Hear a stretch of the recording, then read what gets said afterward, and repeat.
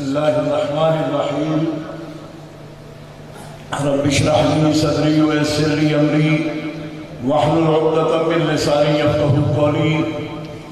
الحمد للہ الذی لا مانع لحکمہ ولا ناقض لقضائہ والصلاة والسلام على سید انبیائہ وسند اولیائہ واحبابہ المعارضین لأعدائہ اما بعد فاعوذ باللہ من الشیطان الرجیم بسم اللہ الرحمن الرحیم قل ان کنتم تحبون اللہ فاتبعونی یحببکم اللہ صدق اللہ العظیم ان اللہ وملائکتہ یصلون علی النبی یا ایھا الذین آمنوا صلوا علیہ وسلموا تسلیما اللہم صل علی سیدنا و مولانا محمد وعلی آلہ وصحبہ وبارک وسلم صلاة و سلاما علیک یا رسول اللہ صلاة و سلاما علیک یا حبیب اللہ مولاي صلی وسلم دائما ابدا علی حبیبک خیر الخلق کلہم محمد سید الکونین والثقلین والفریقین من عرب ومن عجم فإن من جودك الدنيا وذرتها ومن علومك علم اللوح والقلم فإنه شمس فضل هم كواكبها يظهرن أنوارها للناس في الظلم وكلهم من رسول الله ملتمس غرفا من البحر أو رشفا من الدجم منزه عن شريك في محاسنه وجوهر الحسن فيه غير منقسم ثم الرضا عن ابي بكر وعن عمر وعن علي وعن عثمان ذي الكرم والآل والصحب ثم التابعين لهم اهل التقى والنقى والحلم والكرم اللہ تبارک و تعالی جل جلالہ وعم نوالہ وعظم شانہ واتم برہانہ کی حمد و ثنا حضور قائد المرسلین سید النبیین سید العالمین امام الاولین والآخرین جناب محمد مصطفیٰ احمد مرتبہ صلی اللہ علیہ وآلہ واصحابہ وبارکہ وسلم کی بارگاہ اقدس میں درود و سلام کا ہدیہ پیش کرنے کے بعد معزز و مکرم محترم سامعین حاضرین اہل اسلام اہل سنت و جماعت عاشقان مصطفیٰ و محبان اولیاء شیخ طریقت فیض درجت قطب الارشاد حضرت قبلہ سید حافظ ارشاد حسین شاہ صاحب نقشبندی مجددی رحمت اللہ تعالی علیہ رحمتا واسعہ وقدس العزیز آپ کے عرش مبارک اور مقدس میں حاضری کا شرف حاصل کر رہا ہوں سادات کرام حضرت قبلہ مقبول المشائخ حضرت پیر سید چراغ علی شاہ صاحب رحمت اللہ تعالی علیہ رحمت واسعہ ان کے خانوادہ پاک سے تمام بلہائے سرسب خاص طور پر شیخ طریقت حضرت قبلہ صاحبزادہ سید سعید الحسن شاہ صاحب دعوت معالیکم اور مکرم محترم جناب سید جواد حیدر شاہ صاحب جن کے حکم پر آ کر آج کی اس مقدس محفل میں حاضری کا شرف حاصل کر رہا ہے نقیب محفل محترم نے میری آمد کے لیے شکریہ کا لفظ بولا میں ان کا شکریہ ادا کرتا ہوں مگر میں اعترافاً یہ بات عرض کرتا ہوں کہ میرے والد گرامی حافظ الحدیث سید محمد جلال الدین شاہ رحمت اللہ تعالی علیہ نے بھی حضرت شاہ چراغ ولایت سے فیض حاصل کیا ہے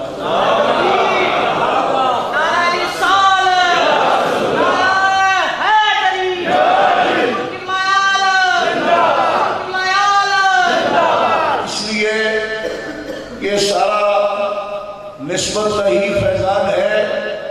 اس اعتبار سے کہاں میں اور کہاں یہ لکھت گل نسیم سو تیری مہربانی کہ حضرت نے بروقت مجھے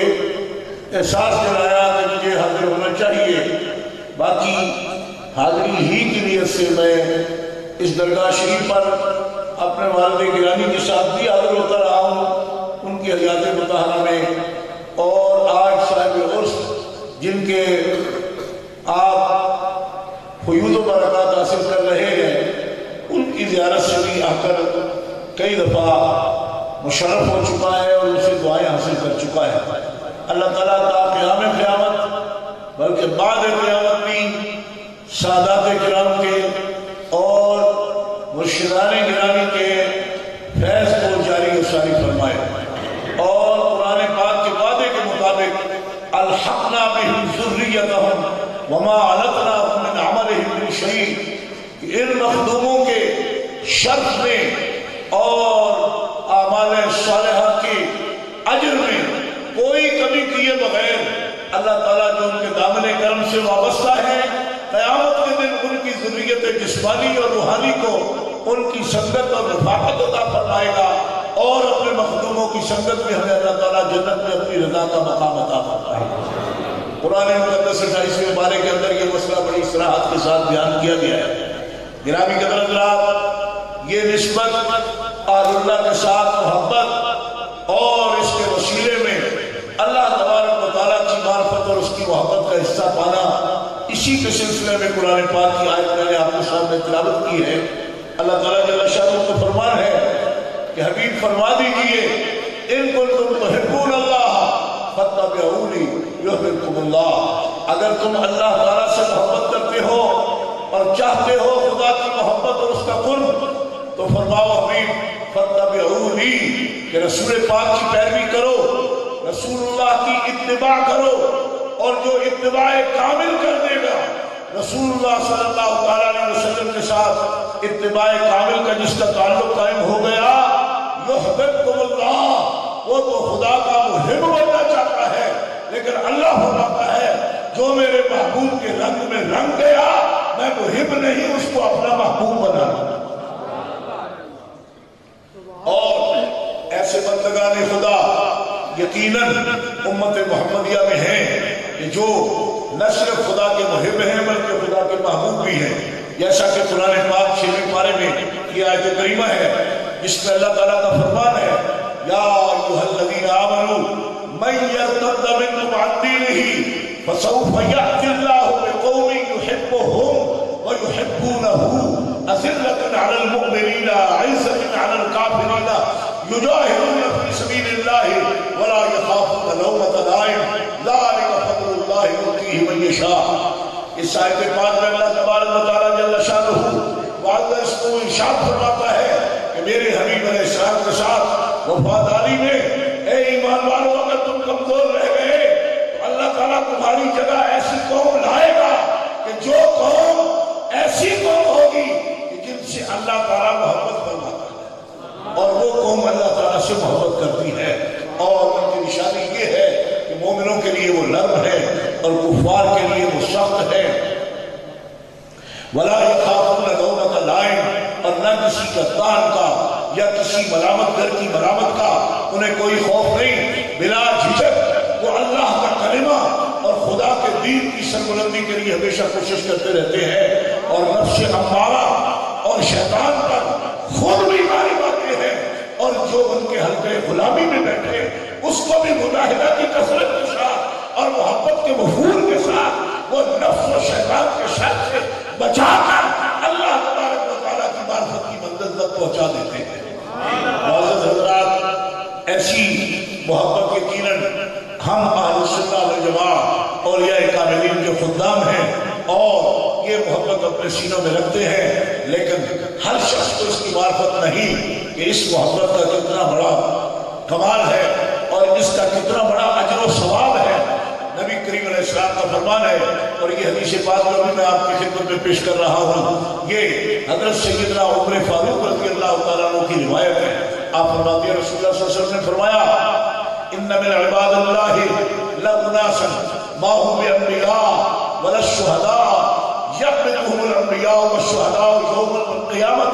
بمکانہم من اللہ تعالی قالوا یا رسول اللہ من ہم قال تحابوا بروح اللہ. نبی علیہ السلام نے فرمایا اللہ کے بندوں میں سے کچھ بندے وہ ہیں کہ نہ وہ انبیاء ہیں نہ شہداء ہیں، لیکن قیامت کے دن اللہ کے ہاں ان کی بلندی درجات پر جو رتبہ جو درجہ ان کو اللہ کے ہاں حاصل ہوگا، اس مرتبہ پر اللہ کے نبی اور شہید بھی ان کے مکانات اور ان کے مرتبہ پر رش کرتے ہوں گے. اب اس پر محدثین کرام کے ہاں یہ سوال پیدا ہوا کہ خطہ انبیاء کیوں کریں گے؟ انبیاء کرام کا سب سے بلندر مقام ہے، وہ کس بات پر رشک کرتے ہیں؟ فرمایا اس بات پر رشک نہیں کرتے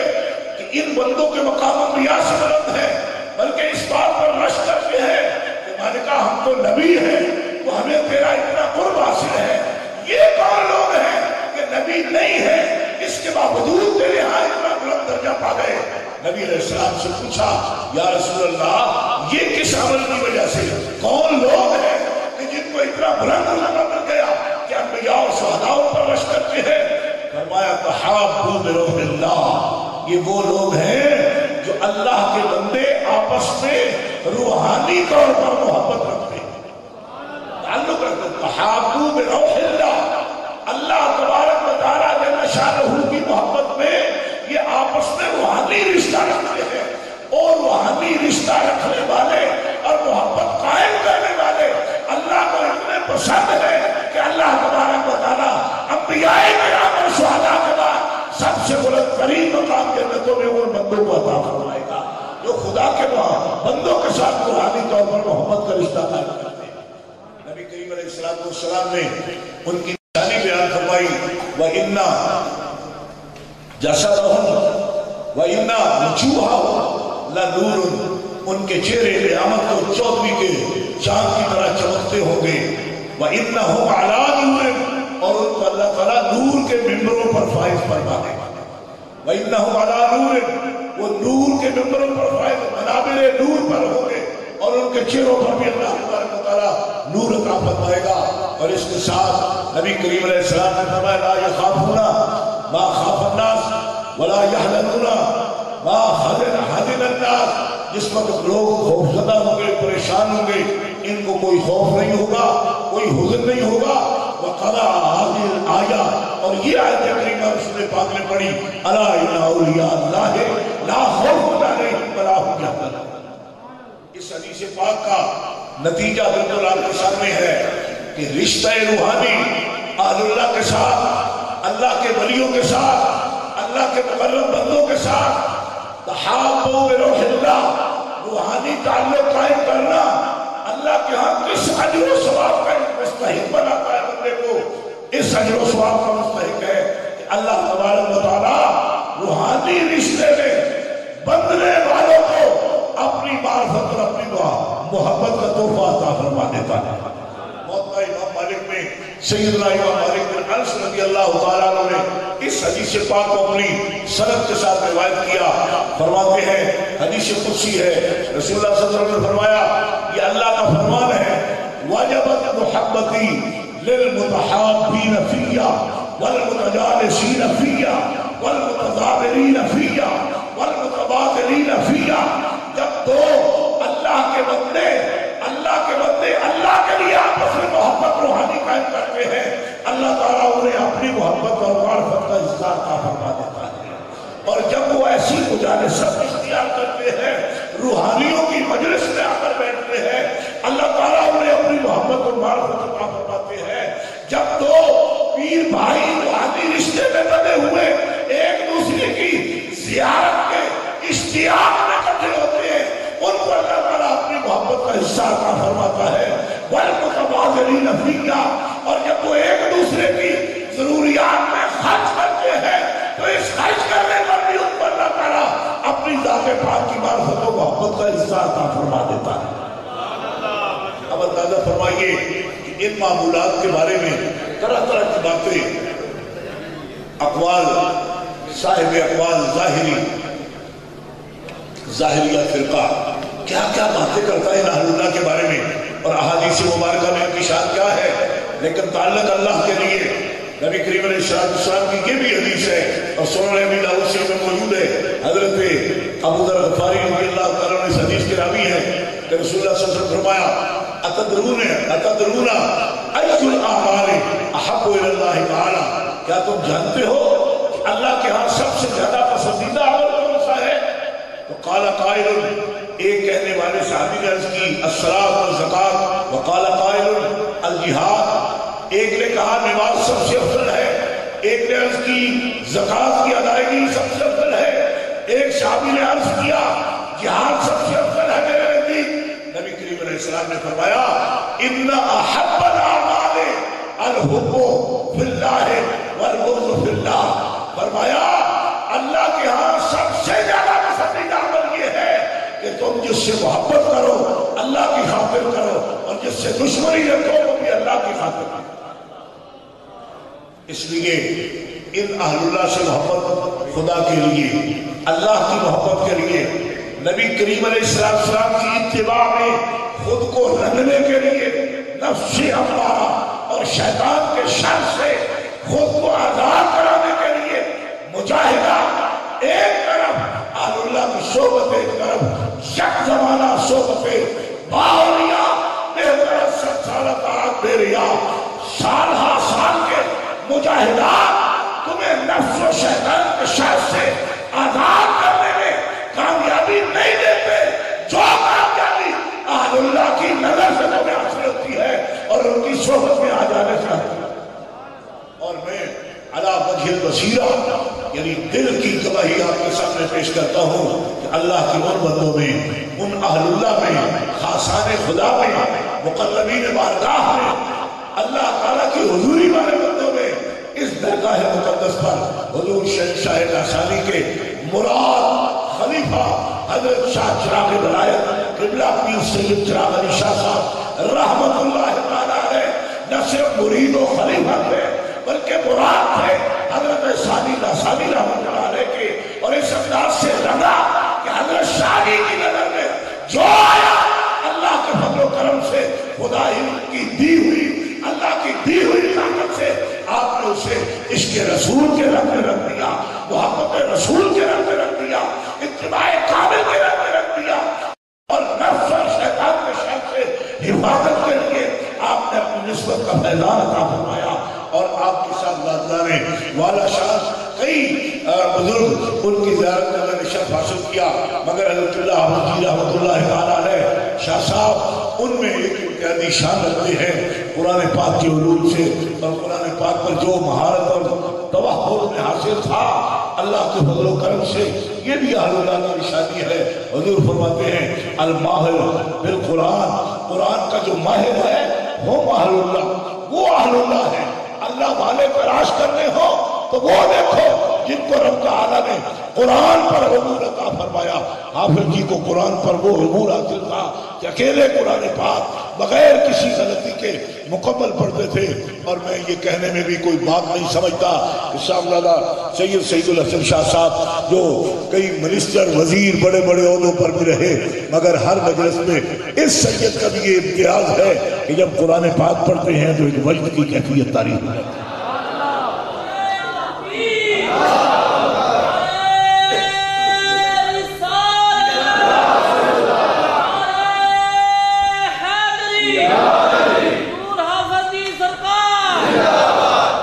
گرامی قدر حضرات، اس لیے میں آخر میں آپ کو اس طرح متوجہ کرنا چاہتا ہوں کہ یہ تعلق بہت کامل ہے، اور یہ تعلق باعث اجر ہے، اور اتنے بڑے مقامات اس سے حاصل ہوتے ہیں، مگر اس میں ایک امتیاز ضروری ہے، الحب فی اللہ والبغض فی اللہ، اللہ کی خاطر محبت رکھنا، اللہ کی خاطر محبت رکھنا، نفس کی آرائشوں سے خود کو بچانا، اور اللہ کی خاطر محبت رکھنا، اور اللہ کی خاطر ہی دشمنی بھی رکھنا، والبغض فی اللہ۔ آج کل ایک قادیانی چینل پر میں نے سنا کہ ہم یہ اعتقاد رکھتے ہیں کہ لو والا سب کے لیے محبت ہے، اور ہم فرینڈشپ ہے ہماری سب سے، اور نفرت کسی سے بھی نہیں، لیکن دین اسلام کے اندر یہ قاعدہ نہیں ہے۔ دین اسلام کے اندر محبت کامل تب ہوتی ہے جب محبوب سے محبت کامل تب ہوتی ہے جب محبوب کے دشمن سے نفرت بھی دل میں موجود ہے۔ یہ بات دل کے خانے میں رکھ لینا۔ نفرت نیکی ہے، نفرت عبادت ہے، مگر ذاتی غرض سے نہ ہو، اللہ کے لیے ہو۔ اسی لیے تو اللہ نے جل شانہ وعز اسمہ نے جب اپنے حبیب مکرم کی معیت میں آنے والے صحابہ کی تعریف کی تو ان کی رحم دلی کا ذکر بعد میں کیا، لیکن اشداء علی الکفار پہلے کہا، رحماء بینہم بعد میں کہا۔ کلمہ پڑھتے ہو اس میں بھی لا پہلے ہے، اللہ بعد میں ہے، نبی پہلے ہے، اس بات بعد میں ہے۔ تو یاد رکھو مومنو کہ محبوب سے محبت کامل تب ہوتی ہے جب اولیاء اللہ کے گستاخ اور انبیاء کے گستاخ ان کے بارے میں جسارت کرنے والے ان کے لیے دلوں میں جگہ نہ ہو، اور اگر ہو تو بغض کی جگہ ہو۔ محبت کن کے لیے؟ محبت ان کے لیے جو اللہ والے ہوں، جو اللہ کی طرف لے جانے والے ہوں۔ محبت للہ ہو، محبت فی اللہ ہو، محبت مع اللہ ہو۔ لیکن جو شیطان ہے، نفس امارہ ہے، یا ان مخدوموں کا جو نفرت دلانے والا ہے، ہمارے دلوں میں اس کے لیے محبت کی کوئی جگہ نہ ہو، تو پھر اللہ تبارک و تعالیٰ اپنی محبت کامل کا تحفہ ہر چاہنے والے کو عطا فرما دیتا۔ گرامی قدر حضرات، اس مقام پر میں حضرت ایوب زمانی قطب ربانی مجدد الفسانی ہمارے شیخ مرشد کی سلسلہ عالیہ کے سردار، ان کے ایک دو اقوال مبارکہ آپ کی خدمت میں پہچان کے لیے عرض کروں گا۔ آپ پہچانتے ہیں، پہلے صرف میرا مطلب یہ ہے کہ اگر کسی دل پر تھوڑی سی کائی موجود ہو کہ اس طرح متوجہ نہ ہو تو میں توجہ دلا دوں، اور وہ بھی حضرت مجدد الفسانی رحمۃ اللہ علیہ کے مکتب کا ایک معمولی طالب علم ہونے کی حیثیت سے۔ حضرت مجدد الفسانی رحمۃ اللہ علیہ نے فرمایا، فرض نہ خصی برو کلا تصحیح عقائد بر رفتارہ صاحبہ اہل سنت و جماعت کہ فرقہ ناجیان۔